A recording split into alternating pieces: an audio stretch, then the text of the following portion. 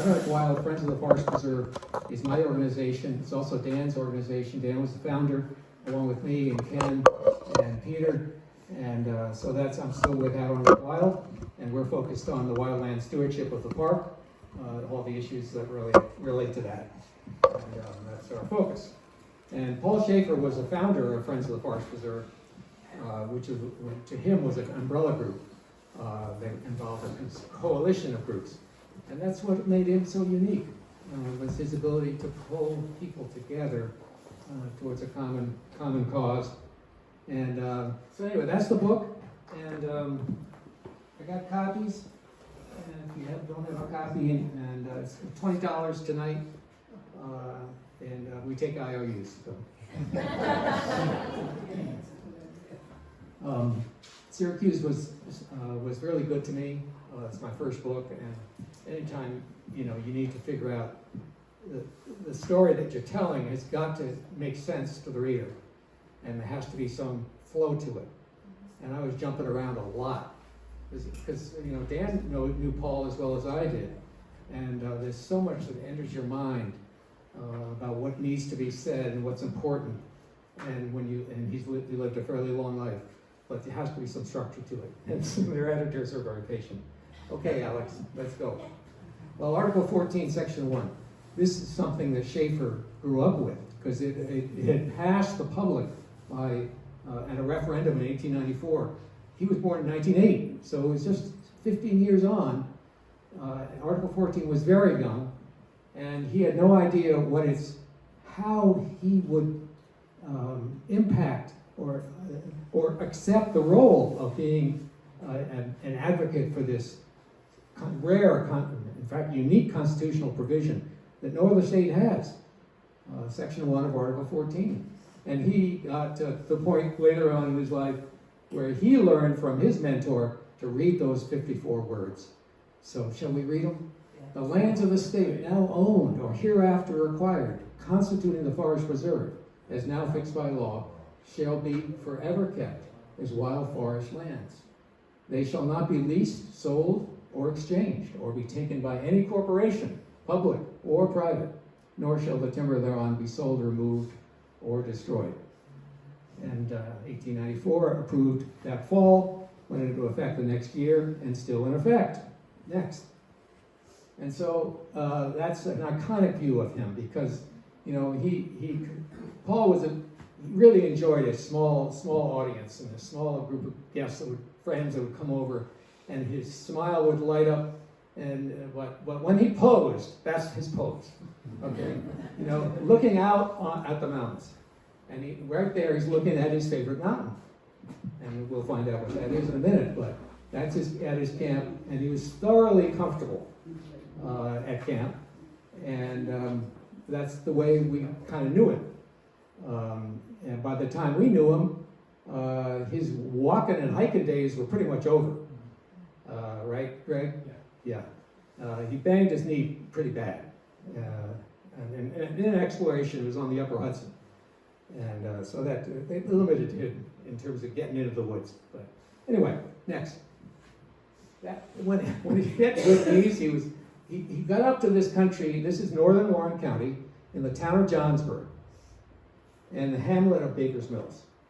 And as you know, some of you know, Johnsburg has a number of hamlets that are very important to that town. And where you live in Johnsburg is very key, like it is up here. Anyway, this is Baker's Mills. He got introduced to this country because his mom, Rose, had all sorts of lung ailments. And I don't know exactly what they were, but she felt it was urgent for her to get up here. And I know she spent time in Saranac Lake. Alex and I were talking about that. Here, perhaps, maybe in Raybrook, but that didn't help her too much. She went back to the city in Schenectady, New York, just outside Schenectady, New York, and her brother found this place, and they rented. This is 1921 when they first arrived. And they arrived in an old Ford. They had to back up the hill because gas flowed that way. When you're going like this, So they backed up, and the men turned the car around, and that's how they made it up to this place. And this is about elevation 2,200, roughly elevation 2,200 feet in northern Warren County. And that mountain is 11th Mountain. Old 11th, as the locals call it. Next. Look at the difference between the last slide. Can you go back one? Paul the hunter, or learning to be a hunter. He'd fallen in with the locals by this time, at age 15. Next slide. What a difference, 2 years later. Obviously, he filled out physically, but look at the confidence he had 2 years later, at age 16, 17. And I think it's that confidence that led to everything else. So, he was asked to go on hunting and fishing expeditions at that age, and this is in the mid-20s. Next. The family, in 1923, Rose, Peter Schaefer, and their children found this camp, which was owned by a local. The local and his wife were moving out of town and better farming elsewhere. This is stony country, and then Peter Schaefer, one winter after 1923, said, "Let's name it for the mountains." So your mountain people here, their mountain people, and Crane Mountain, Gore Mountain, height of land, 11th, thank you, and height of land. Craig, Gore, all right? Yep. Okay, thank you. All right, that's their camp, and it's still standing in the family. Although it didn't look like that when they bought it. No, it had a few embellishments, but you couldn't tell just looking at that photo there were embellishments, right? Yeah. It's modest. Okay, next. And speaking of modest, Paul and his brother Vince Schaefer put down some money from a local Johnny Morehouse to buy this camp, and steps away from Craigerall, and this was their jumping off place. Just to go out, and this meant so much to them as young men, 16, 17, 18 years old, to have their own place. Meant the world to them, and so 11th Mountain is there, but you couldn't even see this place from this angle today.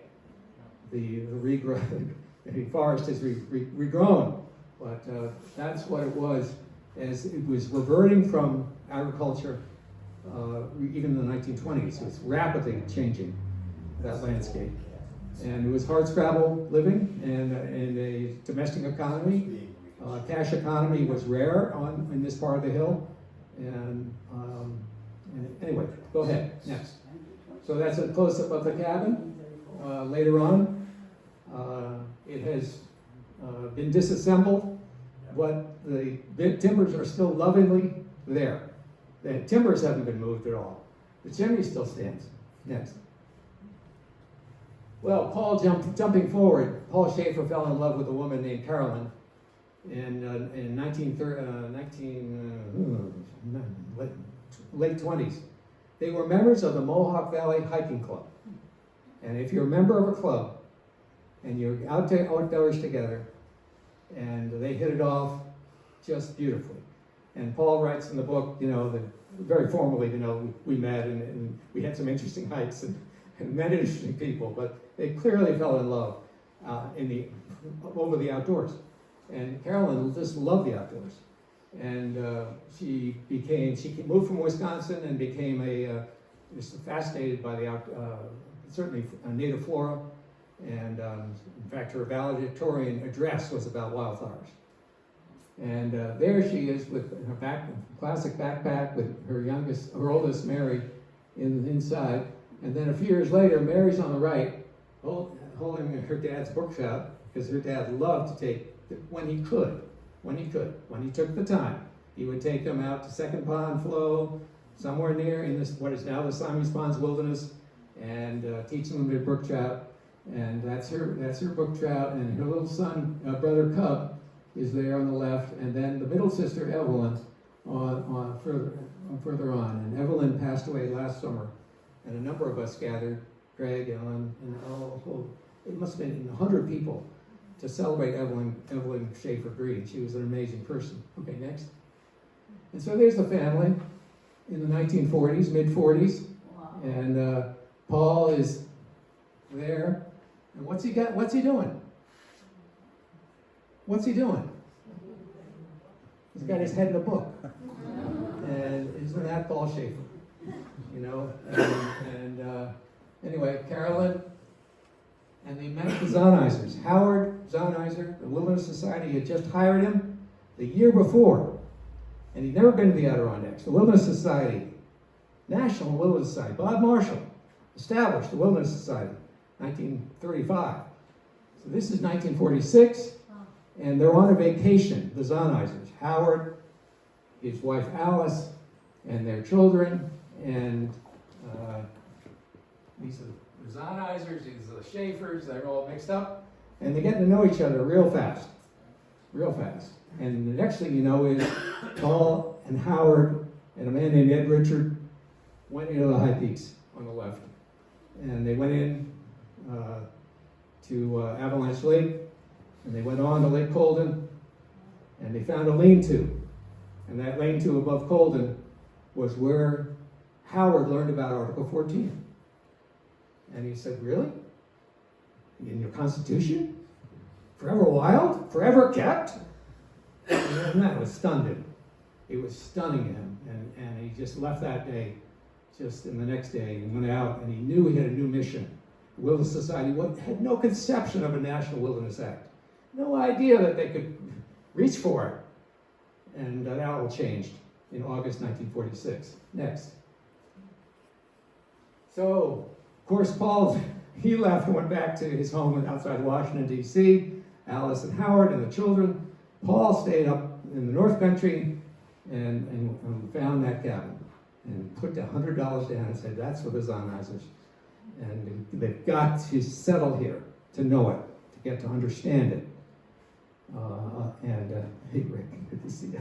Anyway, they just, so what a brilliant thing. He made sure Howard came back. And so Howard got a telegram saying, it's yours. Get the money in now. So Howard had to go to a bank. It was way too much money. How much? I don't know. It was $1,000. And so anyway, they have the cabin.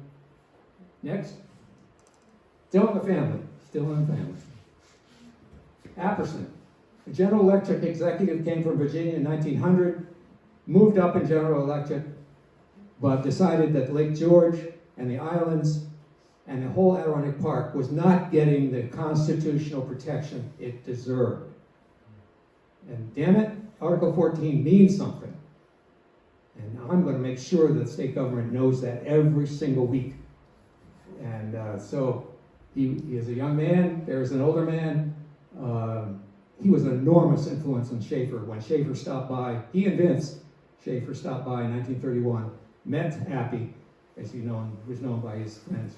And everything changed when they got to know Apperson, because Apperson had a vision and an understanding of what had to happen. And you have to start at the top.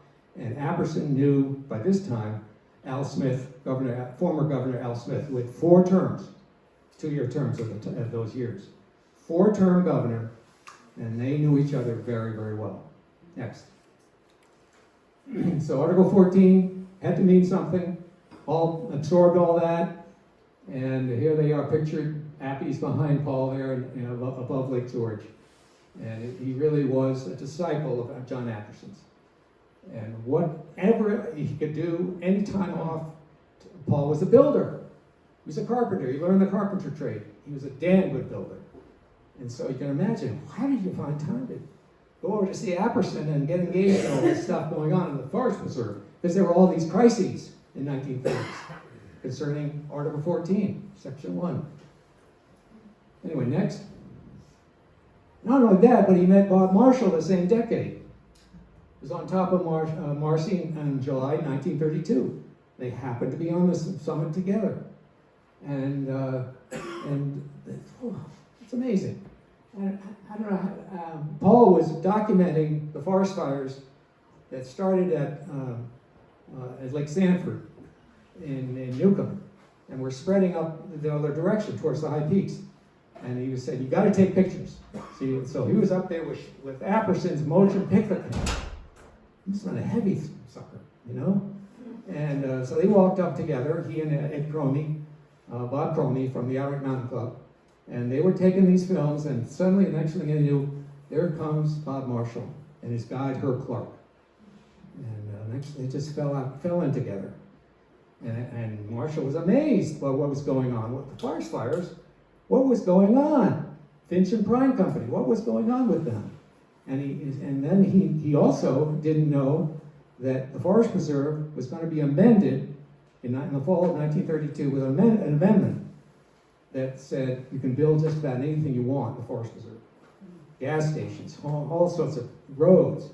It's called the Closed Cabin Amendment. It shouldn't begin to describe what it actually would have allowed, authorized, if it had been approved. And it had been approved in the legislature. It was headed for a vote in 1932. Marshall it was a thunderbolt, and says they got to get involved in that fight with the Wilderness Society, which hadn't been formed yet, but it was coming. Okay, next. And the Moose River Plains, this is a decade later. Again, what Article 14 have any force and effect when it came to our lakes and rivers? And so this scene is the Indian River, what is now the Moose River Plains, Wild Forest, and the West Canada Lake Wilderness, right at the boundary line. And all of that would have been underwater by a dam that the state of New York said could not be prevented. It could be modified, but the Water Power Control Commission had no authority to deny the Black River and Hudson River Regulating District from building this dam. A series of them. And this is just one of two on the Moose River, and there were about 30 others in Hamilton County, and Hamilton and Herkimer County, about 30 others that would have been built. Next. And this made, by the time in the 1940s, Paul had learned from Apperson to struggle to fight, and what to fight about, and how to do it, how to be a strategic fighter for forever a while. So he had developed a lot of important tactics within a larger strategy, and it felt very confident to take on the Moose River Plains fight, because this took 10 years. Many points of discouragement would have stopped someone with less confidence, and someone who didn't have the kind of mentor like John Apperson. You really need a teacher to say, yes, you can move, you continue to push hard in these areas. And you've got to get to know the decision makers. You've got to get to know them personally. And that was a different era than it is today, but it still applies today. Next. And so investigating the dams. What made the difference was that Schaefer convinced the Speaker of the New York State Assembly, Ozzie Heck, to form a commission to study the impact of damming wild rivers throughout the state of New York. It's called the Joint Legislative Committee on River Regulation, regulating river flow for dams, for hydropower, and for flood control. And so how would you study all that when you have no environmental agencies? None, really. You had the Interior Department nationally, but there were no environmental agencies. So Paul said, form one. Ozzie had, and he did. And he named this guy the chairman, and Paul said, I'll be your secretary. So Paul helped set the agenda for their conferences. And they had hearings around the state. So that fight was going on. Meanwhile, Paul learned from a guy in one of his meetings, came back from the World War II in Asia and for the Philippines. And he came to a meeting because he was interested in deer hunting and the outdoors and the forest preserve. And he taught Paul, or inspired Paul, to do to get a lot of volunteers and do a raised relief map of the Adirondack Park. And so this thing sits at Paul's house still. It's what is it? 9 foot wide, 12 foot tall, and every mountain, every lake is shown. And it's layered up from plaster of Paris, really. It started with cardboard. And, all 62 topo maps, carefully cut out, layered, spackled. You can imagine how it's done. But that was the cutting edge technology. Still there, and it's a beautiful map. It's a great learning tool. Next. So, from 1945, we're at 1955, 10 years on, and as the vote comes down to the people. Because the Constitution says there was just enough of this big dam touching on the Forest Reserve, it was under 500 acres. Most of the land that when it flooded out was the Adirondack League Club, private. And they, believe me, they funded this legal fight. They had a lot at stake. But there was enough forest preserve that had been flooded so that it had to come ultimately 2 votes of the legislature to amend the Constitution and a vote of the people. And voted no. And this no vote flyer went around all sorts of districts in New York. And Paul had all sorts of people flying with flyers, dropping them in mailboxes, knocking on doors. And that's how it really, the upstate vote was amazing. Downstate vote, of course, was strong. But the upstate vote against was amazing. And this would have been upstate dams. And a lot of employees, and a lot of employment building those dams. But there was enough pressure brought to bear over those 10 years that it went down by 1 million votes. 1955. Next. 1960s. Paul, again, learned from the 50s, 40s, 50s, in the Panther Dam fight to fight the dams on the Upper Hudson. And many of you, I think, are familiar with the dams that would have blocked the Upper Hudson and sent the floodwaters all through Newcomb. And the Vic and Newcomb would have been right at the edge of that shoreline. I mean, it really was a massive, massive dam. And Greg, you had probably an interesting perspective on that, but it was just a moment because New York City was all powerful, or perceived to be. Governor Rockefeller was in power, and he had a personal relationship with his commissioners, who were also Rockefeller Republicans. And that dam, the series of dams on the Upper Hudson, was intended for New York City, to benefit the city. The salt front had moved up the Hudson in a drought years. And that salt front, that wedge of salt was coming up to the intakes. The New York City water supply was threatened, and by God, what are we going to do? We've dammed the Catskills.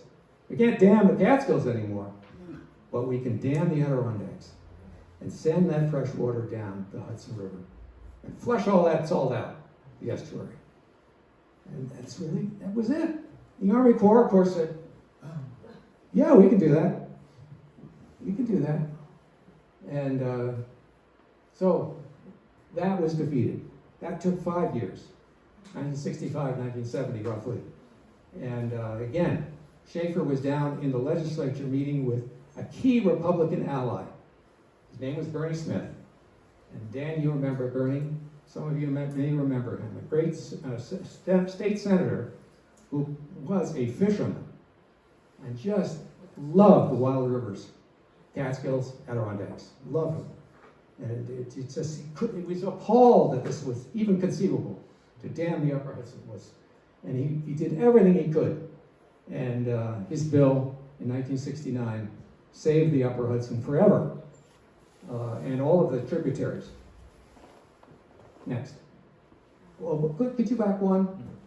Not only did it save the Hudson, but you notice the state of Colorado.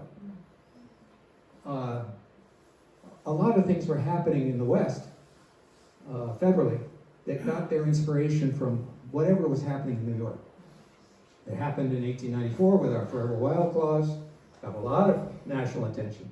But by the 50s, the dams, the Echo Park Dam, for example, on the Green River, it was never built because I think the inspiration that they got, I'm talking about Howard Zahniser, I'm talking about David Brower, and others, the inspiration they got from what happened here on the Moose River. And that really gave them the sense of, oh, we can stop this if we are smart about it. And so the through line between Colorado and New York is very strong. Next. Hudson River Association, that was one of 12 organizations or so that Schaefer started. And anyway, we've been through that. That was one of my great trips through the Upper Hudson with Michael Wilson and Sagamore. Wow, I really miss Michael. Okay, next. And then Schaefer said, well, we've saved these rivers, but have you really? No. There has to be a wild and scenic and recreational system in law.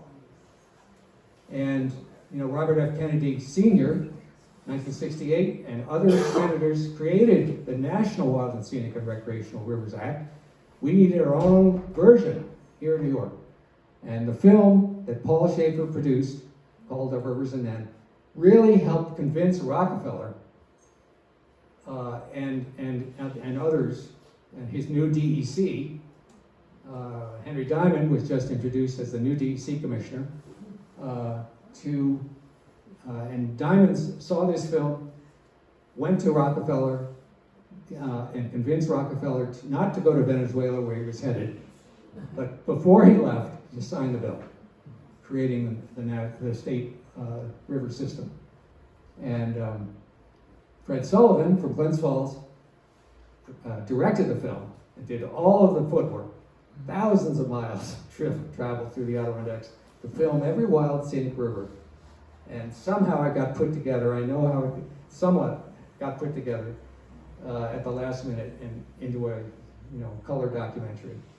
If you haven't seen it, it's on our website, AdirondacKWild.org. Go to videos and take a look at that film. It's really a classic. And also, that film also introduced the public to the new APA, the new Adirondack Park Agency. What the hell was that?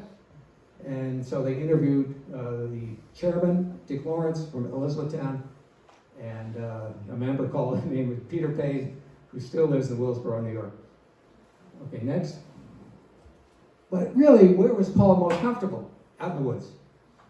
And this is the Simon Ponds Wilderness, just beyond where their hunting tent was. And for 30 years, 40 years, where the beavers didn't flood out their camp, they went a little higher, went higher ground. Schaefer would never interfere with beavers. He would love beavers. He thought they were just the most magnificent animal. Anyway, so their camp was probably in this lowland here one time, and he moved it up the hill. And that's the kind of scene around those camps. Next. And there's Paul, very comfortable with the club. His hunting club was called the Cataract Club. He loved to call that 11th Mountain, Old 11th, Cataract Mountain. And if you go down Route 8 in northern Warren County, you can look up and see that tremendous cataract, just like you can over here off Giant and off 73, and see that great cataract, same thing. And so Cataract Club, every year they go in by horse and wagon. And the Simon Ponds Wilderness was designated in 1972, and they really knew that area well, and just loved it. And that's his cabin. Paul was a builder, and this talk really doesn't get into his building career. It's a little bit in the book. The book could have been all about his building career, because he just loved he had a knack for understanding. And he loved, as a kid, to go out and see carpenters at work. And this is what Jim Schaefer brought to my attention, Greg. He just studied this stuff as a young person. And his mom said, well, it says in the book, the mom says when there was hammering going on, Schaefer would be there. Look at the guys working. And so anyway, he built that cabin in 1960. It's still there. And Dan and I use it as much as we can, because it's spiritually really where he is. And that's the kind of setting that we would be introduced to. And we got to know these hunters a little bit. We go back in the woods with them. And the last time they were in was 2013. They've all aged out.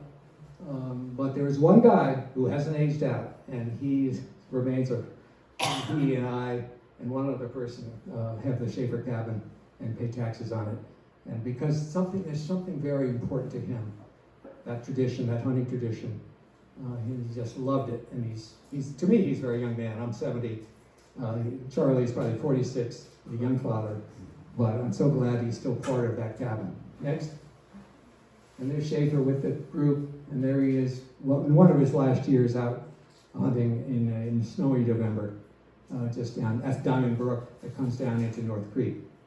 Next. People that Schaefer influenced. Robert Watson Pomeroy, an amazing senator, who knew nothing about the Adirondacks until he met Paul Schaefer. And by the time this photo was taken, they'd spent 6 years together in another legislative committee to study the wilderness areas of the Adirondacks, the Joint Legislative Committee on Natural Resources. Republican, Democrat, Independent, all of them. And they met constantly in the Adirondacks. Schaefer never missed a meeting. And this was on an Elk Lake. And there they are heading out probably to the Saranac Lake in a floodplain. And to study from the air what's going on in the Adirondacks and to get to know each other. You get to know each other in a plane and when you're on a field trip. And Schaefer and Pomeroy eventually agreed with Paul. We need wilderness areas within the forest preserve. But others on that committee, no, we don't need wilderness areas in this park. Damn it, we need silviculture in this park. Smart forestry, we don't need wilderness. And we're just wasting woods if we create designated wilderness areas here. And he was a member of that committee too. And you can imagine the Donnybrooks they had, but they were out in the field together and arguing in front of what they were talking about. And there was no email, and that was the way that they worked things out. And there was a little shift going on in both their heads about, well, I'm not going to take your point of view into consideration. And Finch Prime did take Paul's point of view into consideration. A decade later, Finch Prime donated a lot of forest that is now forest preserve. Next. Motor vehicles. 1957, Paul was fishing, hunting, second pond. Jeeps are coming down it, and he said, "My God, does this Article 14 mean anything? Does it have force and effect?" And so the first trail that was shut down during hunting season, imagine the Commissioner of Conservation was not happy to shut down a well-used trail during hunting season to motor vehicles, but he did. Schaefer got on the phone and said, "Damn it, you really need to do this because this is the future. We are going to have a wilderness system here in this state, in this park, and you really need to start here." And so they did, and this was 20 years before the State Land Master Plan. Next. The Northway. Schaefer got involved in the Northway in a big way. This was the crucial environmental issue for young people in the 1950s. You're going to build a highway through the Adirondacks? What are you, crazy? This is stupid. Build it in farm country. Build it by Lake Champlain. What's the engineering problem there? And so the Outer Mountain Club was just furious that there was a possibility that the route that we know today would have been built. And the trees that would be cut, the 350 acres that would be taken from the forest preserve, and Schaefer and the ADK really had some conflicts in those years. Paul felt the beauty of the route that we know, and also it was one of the routes that would have gone through the Fair Lake Wilderness, and he loved that area. Anyway, he fought like the Dickens to convince the state to take the route that we know today. Next. That's his house. That limestone facing throughout the house. 15 to 20 or 30 trips that Paul took with his old truck, bringing that limestone from the Helderberg Mountains to face his house, and that's what he did. And all of the homes that he built, and he must have built 300 of them in Schenectady, Albany County, and then 50 camps. I don't know, maybe that's exaggeration. Maybe 25 camps in the Adirondacks. Had certain style about it, and you can kind of tell what that style is. He used slate wherever he could. Granville slate, Washington County slate. Next. Letters. He was typing letters constantly. This is a pose for a local newspaper reporter. Paul knew how to work the press. He really, really was smart about it. He invited the press over this day. This was an important day for him because he brought all of the records of the Association for the Protection of the Adirondacks, the nonprofit that he was vice president of, were going to the dumpster. They'd all aged out. The trustees and directors of that organization was started in 1901. In 1963, they were going to the dumpster, and Paul drove his truck down, brought all the records back, put them in his library, and that's what's behind him there. And he invited the media to say, this history is damned important. Pay attention to it. And I'm going to be the archivist for these records. And that's what he saw himself in the future as. I'm going to be the archivist to teach, make sure that coming generations have these documents available. Next. He had one more film in him, 1980, Land Nobody Knows. This one is Cine Eagle, because it's tight. 35 minutes, very tightly done. And it's still a very good film to watch. It's on our website, adirondackwild.org/videos. And take a look at that. It is a little more professional quality than the one Fred Sullivan did in the 70s. And he had an amazing editor. And her name was Noel, Rena Johnson. And that, Greg's nodding because that name means something to you. And they settled also in the same area, Noel and Dan Johnson. And Noel dropped her job at GE and spent an entire year editing this film. And damn, that was hard in 1979. To splice this film together, there was just so much film. So, and Paul had spent 8 years with volunteers filming everything in the Adirondacks. And anyway, it came out, 35 minutes. It was introduced to the New York State Legislature in February 1980 to a packed audience. And it went around the state through the BOCES system. So a lot of young people, who were young people, who are now my age, remember, yeah, we could rent that film, or get that film from BOCES. But now you can see it at adirondackwild.org. Next. His books. What can you say about his books? I mean, they're really authentic, and they really tell the story. My book tries to, but dig into his books. Cabin Country is about the locals and the people that he fell in with in Warren County, northern Warren County, and how much they meant to him. And he always, when he saw an Adirondack problem, an environmental problem, he always was thinking, what will so-and-so down the road think about that? He didn't compromise his principles and his environmentalism, but he wanted to think about how they would react to it.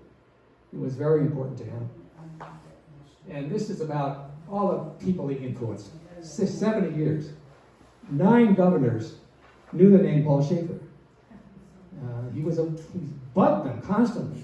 He learned from Apperson. You've got to be in their, today you say in their face, but you've got to be in contact with them regularly. And they don't know what you know. Got to understand from that basis, then you can build a relationship. Next. And there's Rocky. And there's Schaefer is right, looking at that scene, signing the Adirondack Park Agency Act of 1973. And Schaefer wasn't going to take what the governor sent him. He wanted to take his own picture. This is historic. I'm going to be there. And that's Bernie Smith, Republican state senator I mentioned earlier. Looking on. State Bernie Smith, Perry Duryea of the Assembly, and Dick Lawrence from Elizabethtown, new chairman of the APA. Next. 20 years later, 1993, Schaefer's talking to another governor, Mario Cuomo. Cuomo had just made the speech.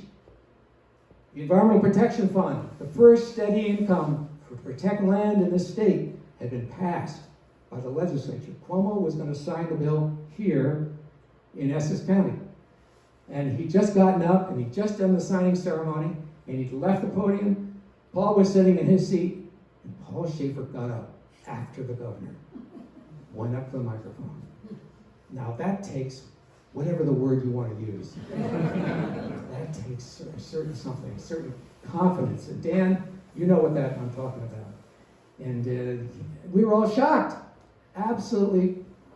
Paul and he had something important to say, and he was going to say it. Not only to Mario, but to Tom Joy. That's right. That's right. And look at, Cuomo was a little uncomfortable there. Next. And Cuomo's aide, Joe Martens, known to some of you in Lake Placid, chairman of the Order. Joe has fewer gray hairs than in that photo, but he and Paul he saw a lot in Paul, and he wanted to know more. He was curious about Paul Schaefer. And so he'd come over and see Paul, and Paul would always say, "Come on over." No telephone, I want to meet you. And so they had a number of meetings in the Adirondack room, and that's one of them. And that was a key meeting. I remember it well, and it was a privilege to be in the room together. Next. And then a few months later, Cuomo gave Paul his governor's award, and so there he's receiving from Mario the governor's award in 1994. But notice this: he gave Paul a beaver hammer, a beaver gavel.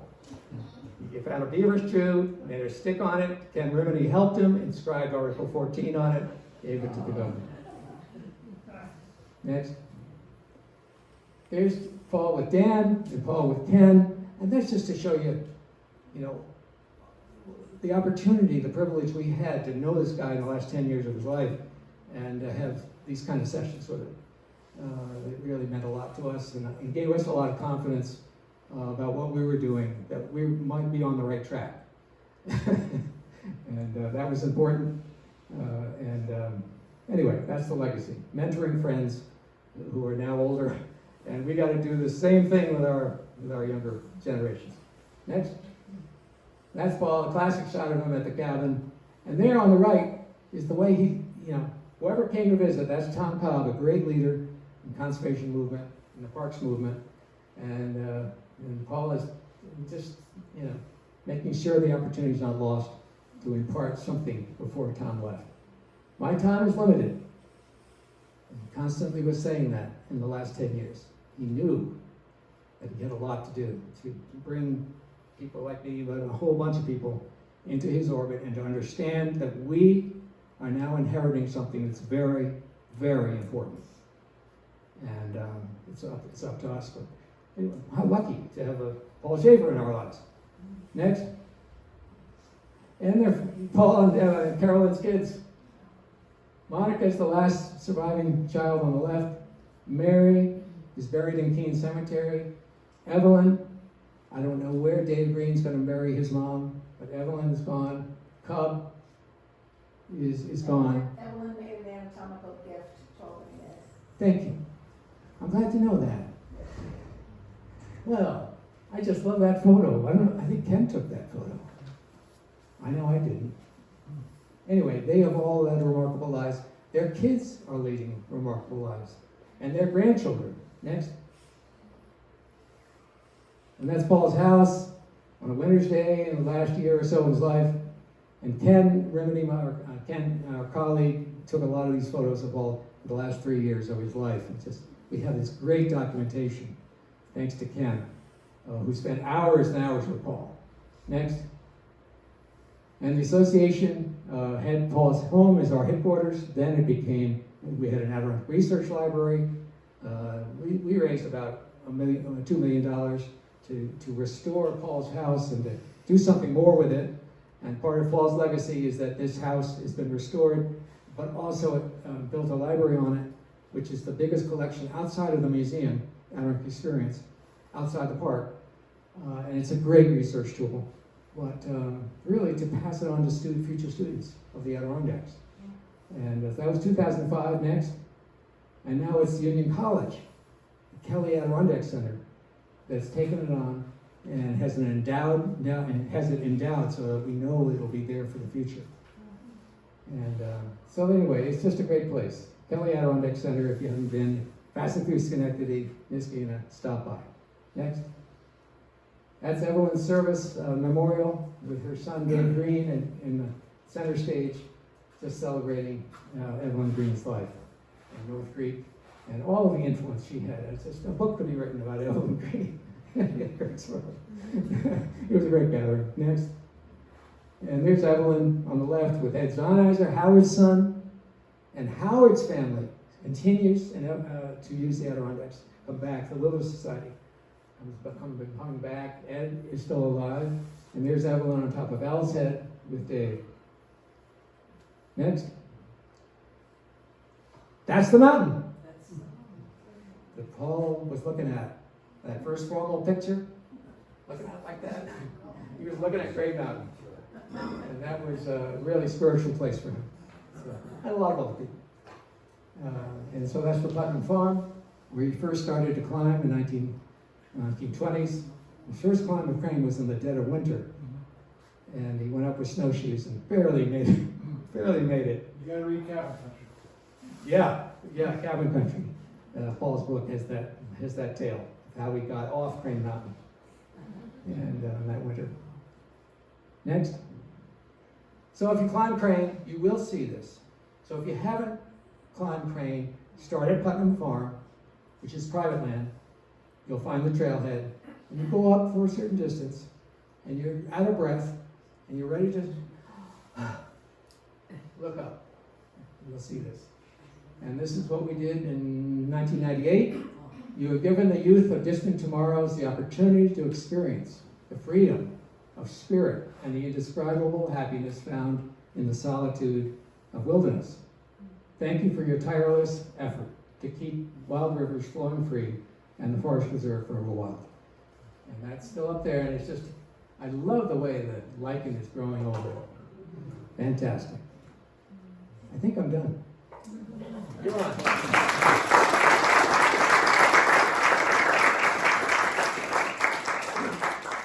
You want to take a seat or? Whatever, yeah.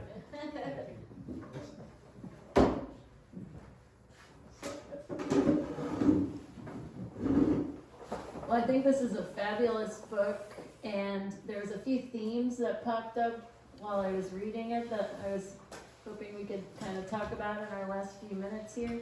So I guess we'll see.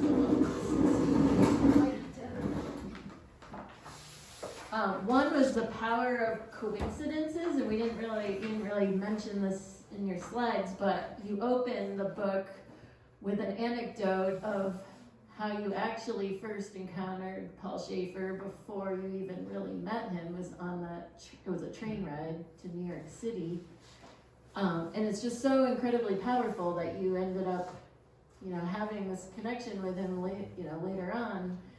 And then there's all the other coincidences that happened throughout the book too, of Paul Schaefer just happening to run into Bob Marshall on the top of Mount Marcy.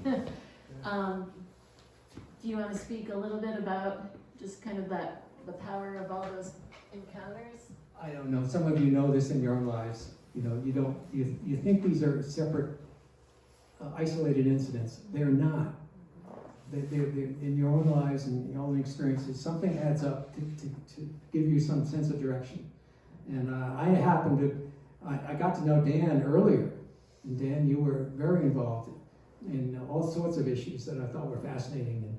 And after I met Dan, I ended up as an intern with the DEC, and then Dan started working with the DEC, and then I ended up with State Parks.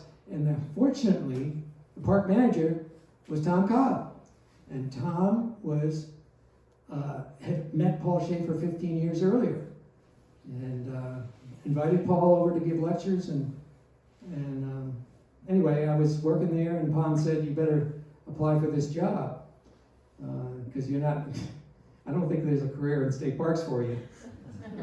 Although I thought there was. I thought I was perfectly happy.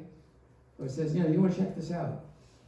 Anyway, before that I went down for another job, interview in New York, and there was Paul on a train. And I had no idea who he was, but he was talking a blue streak about the Adirondacks.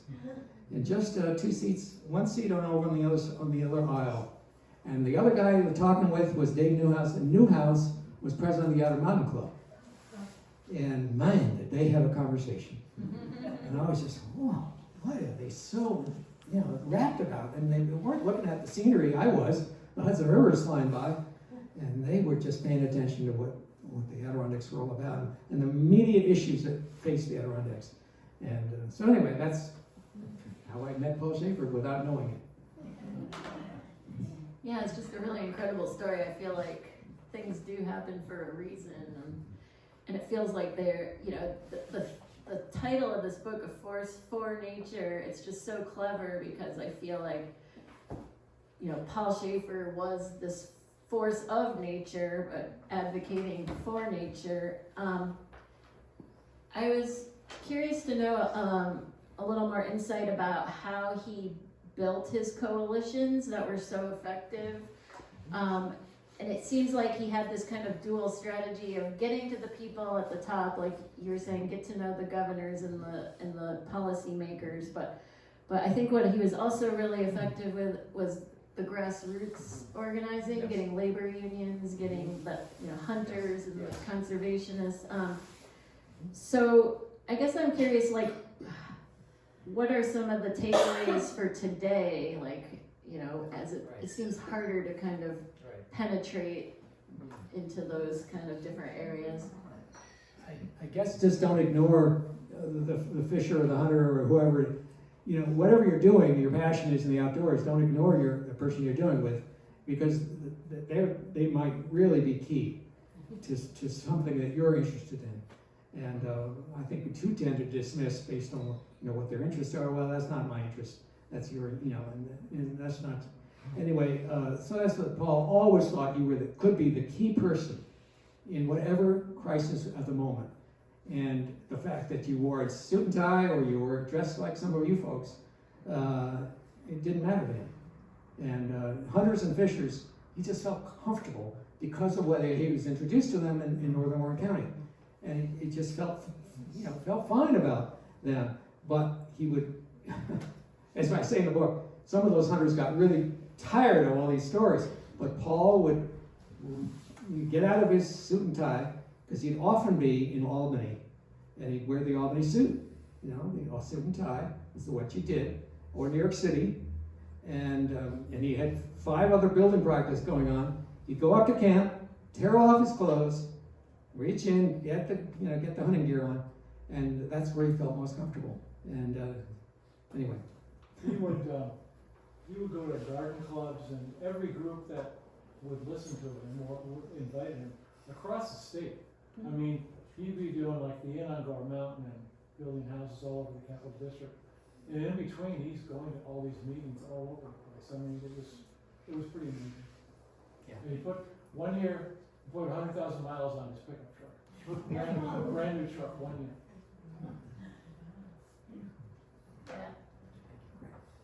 That kind of leads me to my next question: is when did he have time to sleep? yeah, he didn't. You know, he often said, "I got my ideas for building at night. I'd be lying down, drifting off, but I'd always be thinking about a new design, some project that I've been, you know, we haven't signed the deal yet, but this is what I want to see there in that site." He was very good at praising a site, a local site for building, and to understand its relationship to the land. And he really saw that in his head at night. And he would go down, he lost a lot of sleep, go down to a drafting table and start working. So what do you think Paul would think about the Adirondacks today? What kind of causes do you think he would be taking on? I'm smiling because Alex and I were, trying to imagine Paul Schaefer's reactions to the current scene we're in, and the fact that he was a Republican through and through, and he wasn't shy about saying that. But he was also a very spiritual man. He was Catholic, and one of the first papers he'd read was the Catholic newspaper that would come every week. But he, I think he would be looking for other Republicans, and there are plenty of them who really believe in conservation. Theodore Roosevelt organization, Conservation Partners, which I look at because I think they are doing a heck of a lot of work, good work. He'd be trying to, make sure that he was a member of that group, and he'd be furious with picks for the Environmental Protection Agency, the Interior Department, these people, National Park Service, Fish and Wildlife Service, he would be writing a lot of letters. He would be. He would figure out email. He would figure that out. He'd be very engaged and very furious and very insistent that he be also writing governor, the current governor and others. But he'd be engaged and working with the nonprofits, insisting that the nonprofits work in harness together wherever possible, and whatever their cause. I was talking to Alex about museum coalitions, and there is one here in the park. It's informal, but it's going to evolve. A coalition of important local museums, and the same thing in the environmental field. We have existing coalitions. How effective we are, that's the key. Yeah, any particular issues you think, or like? Well, he'd be, constantly celebrating what's happened. Yeah. I mean, the Open Space Institute, the Nature Conservancy, the Adirondack Land Trust, it's just unbelievable the things that have happened. He would just be so thrilled with the additions to the Forest Reserve, particularly Finch Pine. He worked from 1945 and right through the 50s and 60s and 70s and 80s and well into the 90s, badgering Finch Pine. That they have got to understand the importance of their land holdings.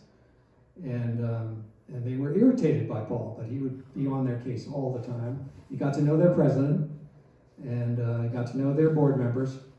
And I would accompany him occasionally to up there to Glens Falls to talk to them. And I was thinking, Paul, you're not getting anywhere. But he was getting somewhere, and I just didn't understand it. It wasn't at that meeting that he was convincing anybody, but the force of his willpower was enormous. And he forced the board member, Finch Pine, put together a document for the president of the company. And the president looked at it and said, no, we're not going to do that. We're not going to sell that piece of land. But forced him to look at it. And so Paul died in 1996, and some of us got the famous call from Mike Carr in 2007 that Finch is sold, and this is important, and you've got to get involved, all of you, in the right way, in a productive way. So anyway, he'd be thrilled about that. Yeah, I thought that was a kind of a powerful way that you closed out the book, is also just seeing how the fruits of his labor throughout his life kept reverberating, even after his death. Follinsby's another good example there. I'm just curious to know a little bit about your writing process, because I've been reading your columns in the Adirondack Almanac, little plug for our publication here. And so, some of the stories you've been telling for years now, ended up in the book. Did that make the process easier for you or harder in a way when you sat down to actually write? Again, it was a structure, Melissa. I just, there's too much. You put it all down and you realize there is no story. The storyline is really hard to follow. And when you're talking about a life that long, 70 years of activity for the Adirondacks, and you just have to structure it. And so I was given some very tough editors. One of them was Phil Brown. Phil's a good editor. He's tough. And the other one was a very nice man named Mr. Edmondson. And some of you know his books. And he's the one that's, and also Syracuse Press. I mean, they kept encouraging me to structure it, and they finally said. So that's why. Anyway, it took a long time, but I'm just glad it's done. And there's so many other stories that could be said about Paul Schaefer. I look at Dan, I look at Greg, and Ellen, and there's just so much else that isn't in the book. But Paul always thought, volume 2. Well, I doubt there'll be a volume 2, because he thought that way. He said, you're not done with volume 1, volume 2. But I think the Wild and Scenic and Recreational Rivers Act deserves some attention, particularly in the way the state went about it after the federal government, after Congress passed it, signed by the president. New York State picked it up. I think that's an important story, so maybe I'll work on that. Yeah. I think we're probably close to the end here, right? So, do we open it up to any other questions, or? Yeah, sure. We can. I think, one of the things that would be the biggest obstacle is that the Adirondacks is so far, it's in the northern part, it's almost a third of the state, a quarter of the state, I'm not sure exactly how much, but it's so difficult for the people who are downstate to understand the importance of the majesty of what we have up here. And I know that my husband and I, we constantly reach out to people to educate them and get them familiar with what we have without them really like giving away the secret. Because we just don't want to bring all of New York City up here. Yeah, we tell them don't come.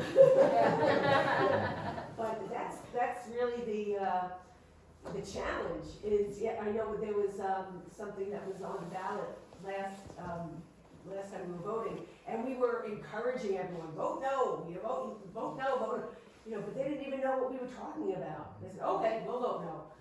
But it's a real challenge because people don't know we're such a big state. And it's a great park, but people just don't really know it too well. You're absolutely right. You and Joe are just, you're great communicators. And but it takes that effort. There's no answer there. I just remember Dick Lawrence in Meetown always saying, you're in the cab in New York City, talk to the cab driver about the Adirondacks. And you'd be amazed how many people respond positively. That was Dick, Dick had an ability like that. But yeah, it is a challenge, a real challenge. I'm trying to save my daddy's mountain in Tupper Lake What a legacy, Shirley. for a long time. What a great legacy that is, Mount Morris. I don't want them to tear that mountain up. So I was looking at one of the things you had there, and you said that, he was doing all these things, he was a builder, he had his business, and he was always out there, for the Adirondacks and raising a family. I remember when I first got to know Evelyn, and she goes, my father would drop us at a trailhead on Sunday and pick us up the following Saturday. That's how we raised Carolyn. Never County 46. It's a very important story. 46ers. Yeah. Carolyn took them, they were not double digit 46ers, or maybe 100, first 100. 150s, and now what are those numbers? Yeah, thank you, Ellen, for raising it. Amazing. Yeah, Carolyn was a big partner in all of this. She really was, yeah. Yeah, very, very important. And she, as she said, introduced her kids to High Peaks in ways that none of us would do today. But with wool and with just the love of it. Because the High Peaks blowdown, 1950, by they were heading out in 1952 and 3. Imagine what and they just kept going. I grew up in Albany and didn't know much about the Adirondacks. We didn't know anything really about the Adirondacks until I met Greg. And when a baby shower, Carolyn shows up with a backpack to carry a baby. The child's not born yet. And you can imagine my family looking at this thing and saying, we can do it that. He made sure we put the kids in it and got it out. I left out a slide. Did I show the slide? I didn't. Anyway, I was working last night on it. It shows Dan and me at the stone, at the Schaefer Stone on Keene Cemetery, Dan's cemetery. And, the Schaefers, Mary, Carolyn, both there. And anyway, that's because of Carolyn. Because Carolyn worked for the ADK for several summers at Johns Brook. And she was the outpost there. She was the hut master. And all the kids got walked in and out with supplies constantly. And so then from there, she went on to run before EMS, where people got, like a Rick Weber. I know you stopped at Paul Schaefer's in Keene, and that great building is still there. Skyline Outfitters. That was her and Mary's business. Introduce young people, college, to the outdoors. Yeah. question. And you and I kind of talked about this earlier, but clearly in the book, the passing of education, of teaching one generation to the next one, was such an important part of Paul's life. Learning from the mentors that came from before him, and then passing it on to you guys. What do you think, or what do you hope is the lessons that you pass on, you and your peers pass on to the next generation of people who care about the environment, and when I kind of pick up the baton where you're leaving it off? Just encouragement. You know, I had a young man who was doing, last summer, he was doing a history of every island in Lake George. I said, what? He said, I've met every landowner, private landowner. There's still some private islands, as you know. And I sit down and interview them. And the book's coming out. I said, when's the book coming out? Oh, it's 6 months. He's an awesome guy, totally focused. And he's got his mentors, Lake George, taken care of. I don't have to be, because he's got people who really know the lake. But he's the kind of example, just someone that you run into, and all you can do is encourage him. So I made sure he came to the Beaver House, and got the history in the background. He'll take it from there. He really will. He's going to go a long way. But you can think of any number of young people growing up in the Adirondacks who's going to go very far with some encouragement and mentorship at the right time. And how that happens is magic. That's all I can say. Dan. I just gotta address Alex's good question. You see, Dave and I have been so blessed since very early in our careers to have a guy that tall take us under his wing and not let us go. And that was Paul Schaefer. And if you want to understand this book, okay, Defending the Wilderness, or even Adirondack Tales, or Cabin Country, read Forest for Nature. Okay, because Dave gives context of relationship to this great man, who we considered like a father figure, just this whirlwind personality. And you asked about you asked a big question. What about how did he do the coalitions? And you asked a related question. Well, what do we tell future generations? How do we steward them, right? With Paul, it's very simple, okay? Very simple, all right? There's a lot of problems. There's a fight over there, there's a battle over there, there's a battle over there. Which one do you tackle? The fundamental values.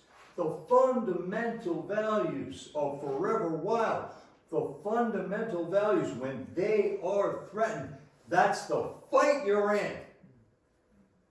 Everything else drops off. You're fighting the fundamental fight. It's fundamental. Whenever Paul, with a blazing fire at the Beaver House, late into the night, maybe he had a little touch of Southern comfort. But when he used the word fundamental, Dave, Ken, and my ears pricked up, and we were going to get talked to for about 20 minutes. And we looked at each other because we were going to be redirected from where we were wasting our time in the big battles and going to the fundamental ones. And Paul was the reason governors were not, some governors were afraid of him. Most of them respected him because they knew if Paul Schaefer was on the case, it was fundamentally wrong to go against him. You were gonna lose. The other thing for Paul, one of his writings, I believe in that book right there, depending on what it sits in there, is how a state campaign failed because one activist, in the crush of the last 2 weeks of a 2-year legislative campaign, failed to nail one assembly vote in the western New York. And there's no question that was the stone left unturned, and Paul never forgot it. It burned him. I know he turned the cabin blue that night when they lost that campaign, and he never forget it. So no stone left unturned in terms of getting the right votes. And the other thing, the third thing that I want to say, besides fundamental, besides making sure your votes are there, was that anybody, everybody can be a potential ally in the fight. Never say no to anybody. Give them a shot. And those are the 3 lessons Paul Schaefer taught me, and I know we have to pass them on.